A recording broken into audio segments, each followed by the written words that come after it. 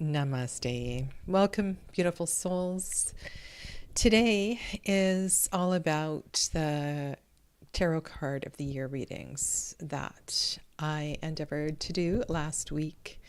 And this is going to be a reflection of predominant cards, sharing some of my favorite readings, and just overall reflections on how the week went. And welcome. If you're just popping in and wondering who this face is, my name is Sadhana, and it's my pleasure to have done these readings for you.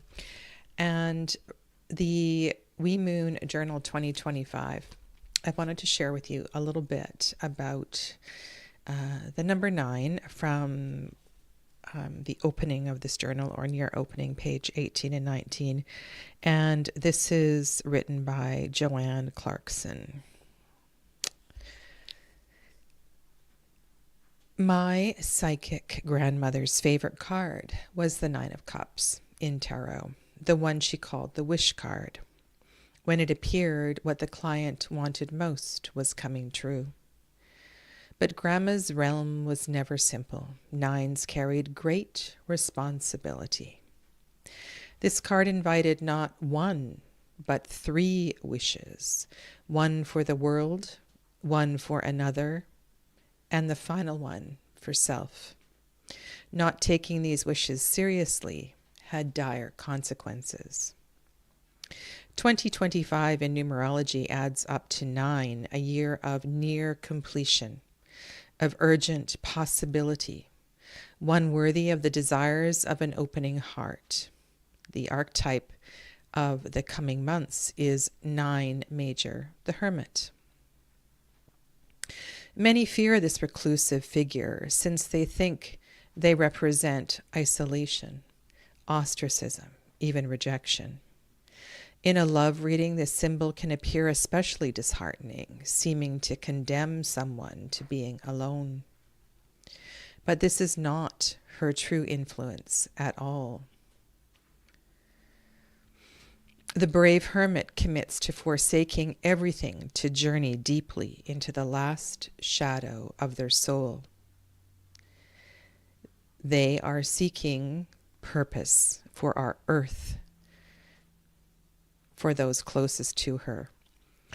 And I'm going to switch the pronoun because it's written in feminine. This is a feminine book. She is trying to find out how best to bring to light the tools, talents, and gifts she was born with in this lifetime. We are encouraged to follow her into the barren mountains, the sands of the desert, to formulate not only our hopes, but also plans for making them come true. The 9s of the minor arcana reinforce this quest, each with its own brand of advice. And just a little bit more. But that's not all. 2025 is also ruled by 18 major of the tarot, the moon. Since this number resolves to a 9, she is the guardian of all who take the hermit's journey. Her gentler light, her shifting curves, the way she cradles and then releases earth. Imagine yourself alone on a beach and the moon's face is reflecting in the ripples of the waves. Her gaze is more direct than a profile, looking at us while glancing ahead. All around us are ringed stones, the ones for wishing. What is our mission for health and our planet Earth? How can we be a better mother, daughter, friend? And what do we wish to receive and become at the edge of moonlight this year? I just took out my Wee Moon 2025, and there's so many delicious things to read, so I'm really looking forward to that. Welcome to those of you that are joining live, and those in the chat, Clevis and Dee. Heather, a very happy new year to you. Yeah, we had some great conversation yesterday regarding the Marielle, and I, anyway, happy to be back again today. So this is the plan for today. I'm going to talk about predominant cards and why I think they may have shown up. I'm going to talk about a few of my favorite readings from the 22 readings that I did. and the deck as a whole, as well as what I did in the part twos, which were a members only feature. And if you have any questions regarding these readings, not for additional readings, but about the readings, I'm happy to respond to any of those. So this, I completely agree with what was written in the Wee Moon Journal, that this is a card that is often not welcomed. For tarot readers, many seekers, querents, are looking for companionship of one level or another. And when this card shows up, it can be disheartening, to say the least. And so I think that is why this year I really wanted to weave in the energy of the Hermit to each and every reading, to understand how, in conjunction with your card of the year, whether it is chosen or it is a numerologically calculated, it is important to honor this archetype. It's a powerful archetype. And if you are doing this work, I think it's a wonderful opportunity this year. The major arcana that made the greatest number of appearances was Temperance. And of course, I did a spreadsheet. Temperance showed up in 6 of the 22 readings, and in addition, it showed up as the bookend card, the bottom of the deck card, in 2 more readings. So why would this major be so very important to the inward journey and the inward reflection that is being asked of us all in 2025? Well, I think when we get on bandwagons, we can get really carried away. And I feel that this card, although it would have had slightly different nuances in each of the readings it showed up in, is one to remind us that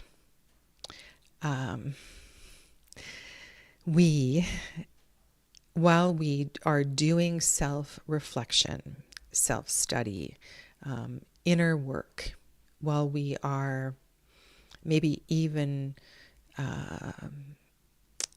quite physically trying to improve our, internal pharmacy, or however this inward journey is manifesting for you, it's really important to keep a well-balanced perspective, that the inward must be balanced with outward reflection. And so I think that she appears here in many readings to remind us of that once in a while we do need to stick our head out of the cave. So it's kind of, it's a lovely reminder. Yeah. So as for other majors that made a big show, there was, were there any other big shows? Not really. The World card, I guess, was next. And the World card showed up 5 times. And we had a lot of 10s in these readings rather than 9s, which may be, I'll show you the World card. I don't know if that is surprising or not. Now, what is the difference between a 9 and a 10?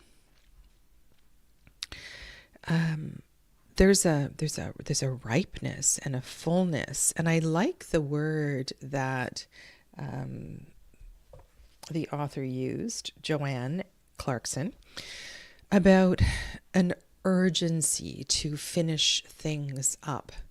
And I feel that the presence of the World card and the many, many tens that made an appearance are of comfort that indeed we will see the light this year. We will see the end of the tunnel. That the work is well worth the effort, and that indeed we are making progress. Yeah. So I see that there's nuances, right, between 9 and 10, and 9s, as mentioned, were our 3 threes, and that can be seen in lots of beautiful ways. It is also an acceleration, I feel, of completion, an honoring of that, and a number that is probably, for me, the most divine of numbers. Truly, truly beautiful. And D, what is D saying here? I want to make sure I'm reading this the right way. My life path is the hermit. I do forget the world, but it does intrude violently, especially recently. Poking your head out of the cave, you mean? Yes, it is. Also, the idea of taking time to reflect on how the macro or the outer is reflecting on the inner. Because often if there is a stirring or a turmoil of sorts inward, we can study it, we can reflect on it based on what's going on out in the world. So you want to hear a few other numbers. So we had 22 readings, and each reading had 9 cards, plus the significators, right? So in total, that is 198 cards. And I did a little calculation, and we had 23% majors. However, that was matched with one of the minor suits. And this minor suit made a tremendous showing in these readings. And I'm just checking if there were any sort there. This is the only suit where we had every single card make an appearance. And I'm just going to go through these cards. The Ace of Swords showed up for us 7 times. The little High Priestess just once. The 3 of Swords 5 times. And as I mentioned in the readings, this is a card that came through, and I didn't count how many. So in December, I did 24 mini readings. And the 3 of Swords appeared many, many times. And I think this is an important part of being in the winter. And that is an opportunity, and sort of it kind of fits with this idea of hermit and this inward journey and the processing of what lies within. The 4 and 5 of Swords twice each, and then the 6 of Swords, and this is not counting the bookend cards because some of these also did show up as the bottom of the pile cards. So very interesting observation here. The 6 of Swords is the only 6 that made an appearance in these readings. There were no 6 of Wands, Cups, or Pentacles. And I don't know what you might read into that. 6, especially because this is a 3-6-9 year. And we had a lot of 3s and not so many 9s. Just let me check. Yeah, not so many 9s. We had 3s. We had 9 and 17 threes and nines, 3, 6, 7, 8, 9, 10. So not so many. And I wondered about this because I knew I hadn't seen, I kept looking at the beautiful 6 of Cups card in this deck, and it never showed. It never showed. So this is all these swords, perhaps, and just piggybacking off what Clevis is saying here, is that in order to calm these voices, we need to learn to get more comfortable going inward. Okay, so, and then where am I at? So 7 of Swords. This is a very problematic card. The Decan is the moon if you're working with Golden Dawn correspondences. It's a 7, so it has some Venusian energy to it. It is the magic of 7. However, it was asking some very hard-hitting questions, and it showed up 5 times. 8 of Swords only once. And then the next 3 cards, 9, 10, and Page, each showed up 3 times. And then the other court cards, the Knight only once, but these 2 we saw many times, like this Queen of Swords 5 times. So I'm thinking with the Ace of Swords showing up 7 times and the Queen of Swords 5 times, and sometimes in the same reading, that there is a message here of not only urgency, but figuring this out. You know, what is your truth? What is your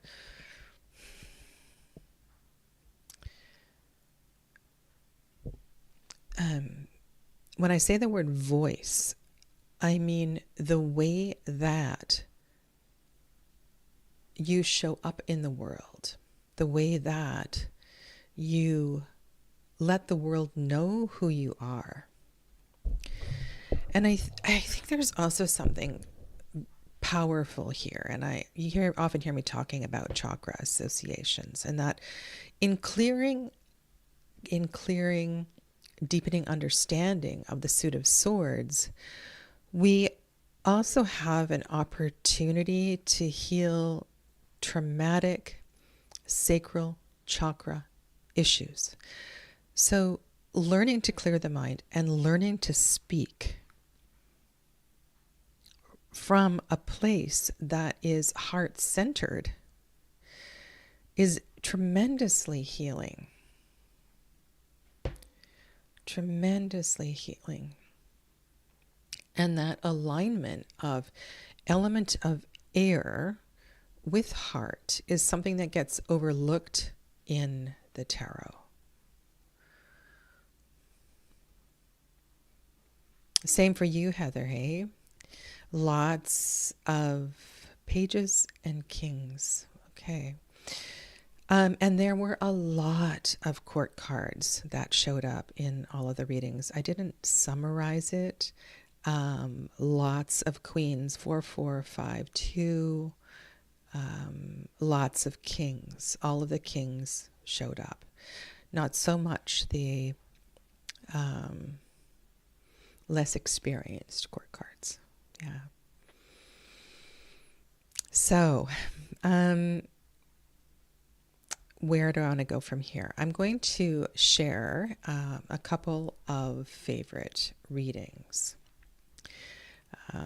I have a few of these pictures open, and if any of you would, let's see, if I, no, how do I do that?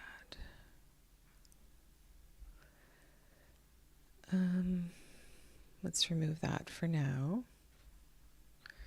Can I do that? No. Sorry, technology, always a problem. Sometimes getting some of these screens bigger. but I can zoom in to show you some pictures. So this reading was for the Emperor. I've got 4 readings I want to share with you. And also I made these pages. If you want any of these pictures, I have put them all in my Facebook group. Okay. This is the reading for the Emperor. You can see over here where it says significator. And I made a mistake in this reading.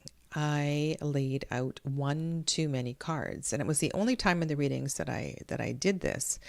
And so I haven't really put too much thought into that, why this reading needed an extra card.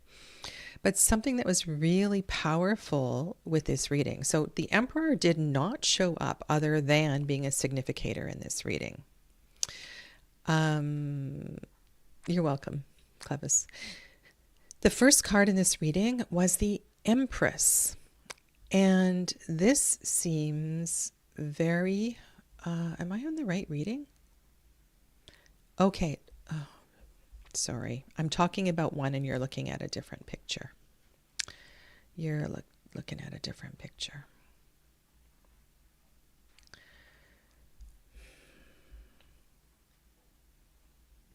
There we go. Okay. I will talk about the High Priestess after. Okay, so this is the Emperor reading. And the piece about this reading that was really powerful, and I think this goes in sync with the Temperance card being a predominant theme, is that the first card was the Empress. And for the significator of the Emperor to have the Empress as the first card, and regardless of how many cards are in a spread, that first card is always really important. And I just see that as reinforcement of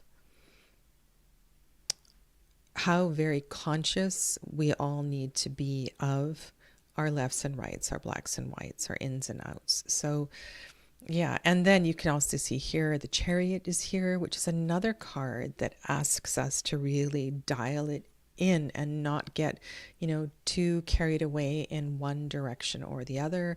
Ace of Swords is also part of this story. So this was a really powerful reading. Now, the one that you were looking at just a moment ago, the High Priestess, had some... is this the one?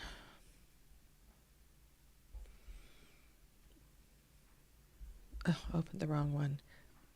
I wonder if it's... Oh, there it is. Which one are you looking at? You're looking at High Priestess. Okay, there we go. Was this the one? Okay, so this is the reading that had a lot of threes. 3 of Swords, 3 of Swords, 4 of Swords sequentially. It had the 3 of Wands and the Lovers. I felt like there was 3 threes in this reading. Maybe not. This was a really... hello, Danielle. Welcome. And thank you again for rejoining. Appreciate your membership. This was because this significator means a lot to me, and I know it does mean a lot to many tarot readers. They identify this as maybe not necessarily a life path number, but an archetype that is important to embrace. It was, the 3 of Cups is there. So 3 of Cups, 3 of Swords, and 3 of Wands. 3 of Pentacles isn't here. It felt kind of challenging and about taking a new perspective of the work to be done with this archetype, to let go of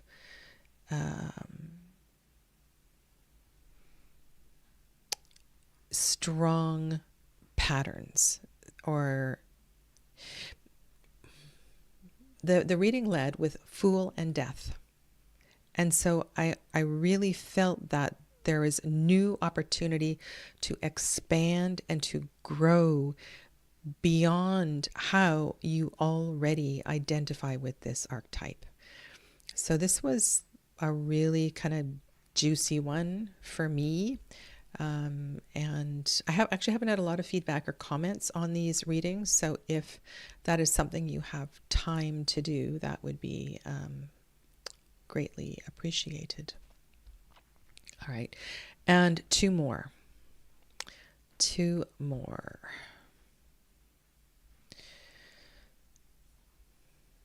Because I think we can all learn from some of these. Okay, the sun reading. The sun. Let me find it on the screen here. Sun. Okay. This reading was wowza, wowza, wowza. I have never had this happen in a reading before. And card 789 had the 8, 9, and 10 of cups. It led with the 6 of swords. And it also had 2 threes and 2 queens. This reading was mind-blowing to try to piece together. It also had, I'm noticing a 3 at the bookend. This is definitely, if you have this card or you have if you're working with a reduction of the sun, so the sun is 19, so 19 you could associate with the hermit with the second number 9. It could also be a 1 signifying a number of change as well too. So this is a powerful reading to review. And the idea of sun as a 10 or sun as a 1, and those last 3 cards of 8, 9, and 10 of cups showing up as the decans of Pisces, which is the final zodiac sign of the astrological year, was very potent. And it also made me think that we really need to pay attention to the work that we do early in 2025, that a lot could be revealed during Pisces season. And all these 3s on top of it, I would say too that we want to really pay attention during that month especially. So that was kind of a mind-blowing reading. And then the other one that really stood out for me was the Tower reading. And I know some of you were there for the Tower reading, and welcome to Saskia. Because a lot of people fear having the Tower as their significator for the year. And this reading turned out to be tremendously dynamic and, I want to say, encouraging as far as the shift in the status quo that would be upcoming. And so it created a lot of adrenaline, at least for me. So that was very exciting. Okay. So the deck that I used, most of you know this by now, is the Solara Occulta Tarot. And let's look at some other cards besides these ones.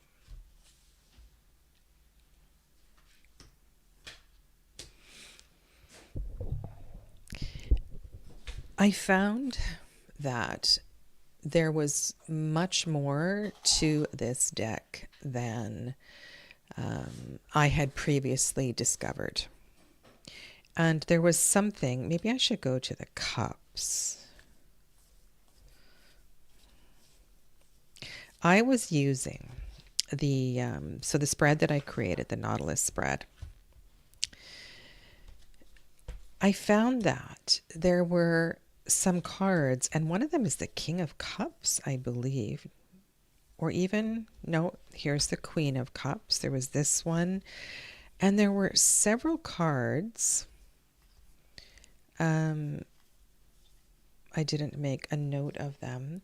But I felt that it was responding to this flow of energy. And another thing that was brilliant was I was able to use the facings of many, many, many cards. And I have to say that when a deck has a predominance of front-facing cards, it does make it more difficult to read. And the flow of energy in this deck really, it really worked for what I wanted to do with this spread. So I was just really happy at how it unfolded. And there was something too about the base shapes that this artist uses helps to create wonderful flow of energy. There's a simplicity that really works in this deck. So so happy with how it turned out. So here's one. So here's the Ten of Swords. And there's probably about 10 cards in the deck that have this kind of shape in it. And they showed up quite a bit, and it spoke volumes. So very, very grateful to Crimson Asteria for this beautiful creation. And then I wanted to do something different. You know, in previous years, I've used oracle cards, and I've had some different approaches for these tarot card of the year readings. And I decided this year that I wanted to play with the transparent tarot.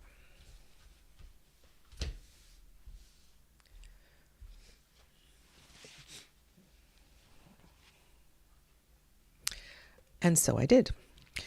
In each of the part 2 readings, I finished the reading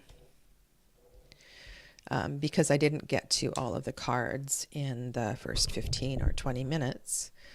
So I finished the reading, and then I share this with you because I know you all haven't seen the part 2s of many of the readings. Just let me zoom in here a second. And so I played with this deck, and this is by Emily Carding. And I did something that she had us do in one of the workshops. And I started with this idea of creating a sigil for each of the readings, but it kind of expanded more to be just a reflection of the reading. And so I layered the cards. That is the Hermit in the background and the Strength card on top, and retold the story of the reading through the layers of the transparent tarot. And there is something about the way the Hermit is drawn in this deck that allowed for a lot of powerful energy sort of coming from the center of the mountain. And the card on the right is the Hierophant. And when this card showed up in a reading, this was really cool because the Hierophant is as large and as stately as the mountain. And so many of the, that's the World card, heavily symbolic cards are centered here. So there was something that was burning, growing, emphasized at the heart of the mountain, which to me signifies the need, that's the Ace of Pentacles, to go deep, to go deep and to wander deep within the mountain. And I don't know, it really kind of cemented the readings for me. And then I did play with the influence of the court cards because there were many. And some of them I moved up and down the mountain. Some of them I layered the minor arcana on the left and the right. And some of it I stuck in the middle. But there were other stories that maybe we got a slightly different viewpoint in looking at it through the lens of this deck. And it really, it worked out so well. And so what I did was I had the cards separated on the table into suits and majors, so it was pretty easy for me to flow through and weave these stories. And it made me realize that I want to use this deck much more. And if I could just find a way to have I mean, I do have a light table that it's a lot easier because if you're using this cloth, it does need to be ironed. You can't fold it up neatly and stick it in your table drawer. But yeah, it was amazing. This is a Six of Swords you are looking at here. And there was something about the way, this is a card that showed up quite a bit. And the only 6 that showed up, as I mentioned. So the way that it floats above, it really emphasized its ethereal nature and the perhaps divine nature of this journey to the center with the six of Swords. So yeah, this is I'm so glad that I did it this year. I wasn't going to. I was prompted by a couple of you to, you asked, are you going to do it? Are you going to do it? And it took me a lot. It took a lot of energy to figure out how I wanted to do it this year. So I guess that is also something that I want to share with you, that when you put in energy, when you put in effort and preparation and planning, usually what comes out the other side will have a reflection of that degree of energy. And I share this with you because I know not all of you read publicly and read for other people, but it reminded me how that preparation does make a difference. If you just show up at a reading room and do a few readings, of course you could do it. You're all good readers. But there's something about that extra little bit of, I don't know, something that makes readings really expand. And I think this is something that I've shared in my tarot tips, and I will come back and do a summary of my tarot tips that I did in December. And that is, before you do a reading, to get really clear on your question, to do a little research, if you will. What moon phase is it? Are there any planets going through some crazy transits right now? Are there any massive conjunctions? What's happening in the political world, in the community? What day of the week is it? All of these things, awareness of any of those things that you can just pop down in your journal. Oh, it's Tuesday. It's the day of Mars. I wonder if Mars or the Tower is going to show up in my reading today. How can I embrace the energy of Tuesday, this day of Mars? Things like that. And I did a course years ago called Read With Me. It was a 4-week course. And one of those things talked about the landscape of tarot, this background that you lay.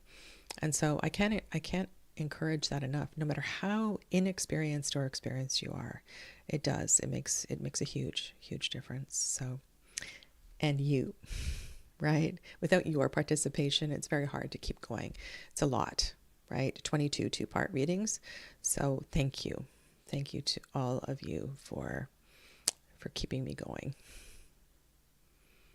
Yeah, really appreciate it. And so there we are. And if you have questions, please make sure to leave a comment under the appropriate reading, and I will be sure to review and respond. Okay. There's a...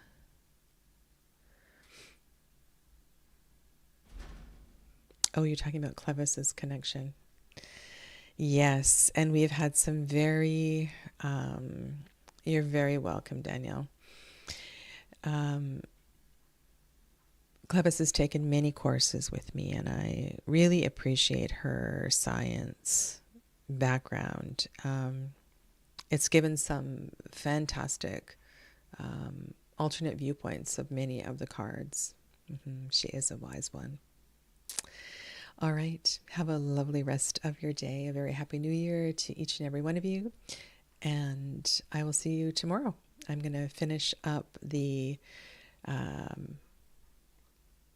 favorite Tarot Minors series. I still have 10-page Knight, Queen, and King of Pentacles to do.